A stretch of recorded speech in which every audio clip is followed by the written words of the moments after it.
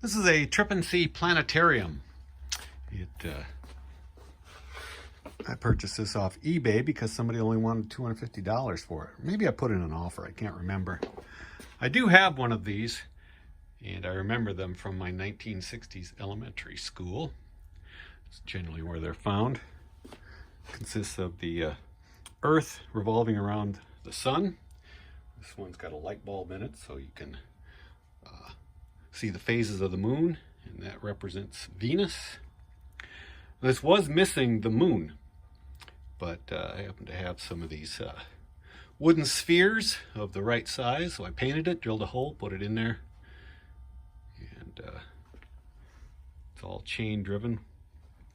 I printed off a manual for it, and I put it up for sale, and it wasn't going to get me the 600 plus I had hoped for. But I put a bunch of offers out because of the slow week last week. I was selling maybe one item a day, and it wasn't for very much. So I believe it was Friday night, I sat down and with my phone and I put out a bunch of offers, including $450 for this. And it was the first of 10 items to sell over Saturday and Sunday. That's the 48-hour period of those offers, and every single one of those 10 items was via the offers I put out. So it was kind of nice to have today being a very busy shipping day. It's been a while since I've had to ship more than one or two items, but I've got 10 to process this morning. I believe there's still one unpaid item. So this vintage Trip-and-See planetarium from the 60s sold for $450. This little book on Lillehammer, Norway, sort of travel photo book. It's all in Norwegian, and I picked this up just as an auction box lot, and decided to list it probably late last year, and wasn't getting any action on it at all, and it got offers sent out on it on Friday, and it sold on Saturday for 10 bucks. These are vintage Pioneer headphones, real nice high quality ones. The box I've had for a while because I have a pair myself, and then it had the instructions and everything, but I use them, so I wasn't going to sell them. But then I came across this pair at an auction, and I got them for a minimum bid, $2.50. So I decided to put them in the box I already had and list it as such. And I put them up for $100. And I thought everything that sold over the weekend was due to my sending out offers, but this one sold for its original price, $100. This is kind of interesting. This is a dog backpack. It's extra large. Actually too big for my dogs, even though I have big dogs. I have one of these, use it occasionally, but this one I found while rummaging through the PetSmart recycling dumpster. I took a peek inside the regular dumpster, and laying there right on top was this. Well, I just threw it in the van, but when I got home I inspected it. I can't find a single thing wrong with it. New with tags, in the garbage. I don't understand why, but that's not my job. And I listed this just a couple weeks ago, and it sold full price, $35. This box contains a couple of speakers. They're vintage Panasonic speakers, and I acquired these along with another pair of speakers and a stereo system, but I decided to sell the stereo system with just one pair of speakers and these separate. I probably got close to $300 for the Panasonic stereo system. And now these speakers have sold finally, due to my efforts over the weekend putting out offers to interested buyers. And these sold for, well, let's see, I think they sold for, I can't believe it, $129. That's what I had them priced at. I thought this was due to an offer that I had sent out, because I did send out offers, so somebody new came along paid me the full price, $300 or $130 for these Panasonic speakers. This is a wool Pendleton shirt, pretty common one. I mean, it is vintage. I guess somebody decided to mark it at some point. It's in a 16.5 long, and that measures out to be about a large. In any case, I got a message from a guy on Friday, wanted to know the sleeve length, so I sent it to him.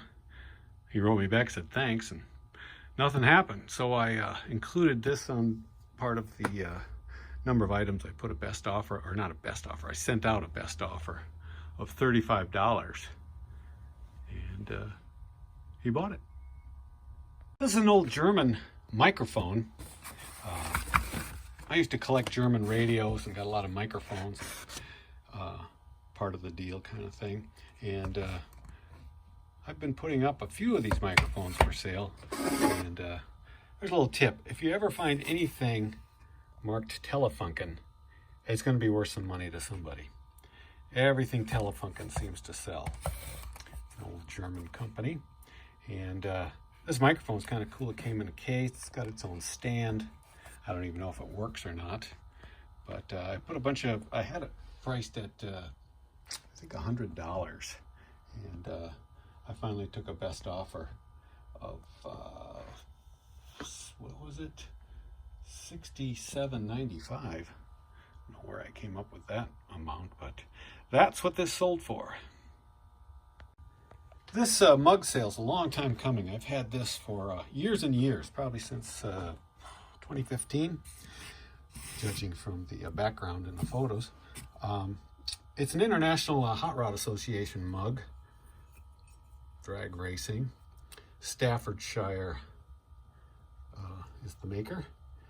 And I just don't understand why it didn't sell for big money over the years. I've had people actually write me and tell me things about the International Hot Rod Association drag racing, but no takers until I put out a, what was it?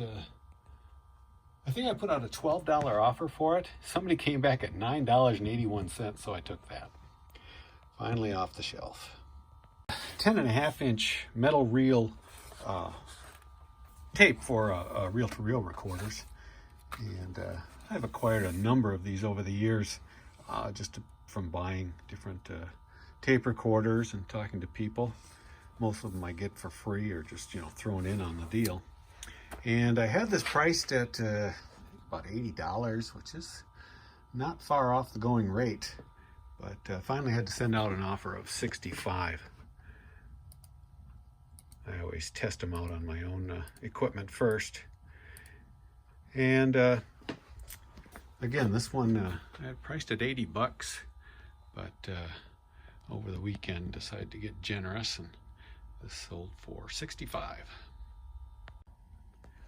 This is an older Lee jean jacket, size large, but made in the USA. Kind of like the design of these Lee jackets over the Levi's. But this one actually had a Harley Davidson patch sewn onto the back. And I was able to get $40 for this Lee jean jacket. I recently uncovered a tote full of Hot Wheels track pieces and other accessories, including these two curved pieces. One of them has a little bit of damage there. But I forgot I had bought these, I just bought the entire tote full of Hot Wheels track pieces, and for not much money at all, but forgot to list them. Kind of got buried under some stuff, so I got busy over the weekend and late last week, listed a lot of items. They're not fast sellers. I have sold Hot Wheel equipment and accessories before, and they sometimes take a while. It's not like other modeling stuff that usually goes pretty fast. But these two track curve pieces, one with the slight damage, did sell for, what was it, $13. This trim piece is the badge off the Telefunken console that I decided to dismantle because of the irreparable damage to the wood. I've sold the turntable, and now this little badge is sold. A bunch of other things I have up from that console. And this sold for $19. Pieces from the vintage Hot Wheels tote that I've been listing.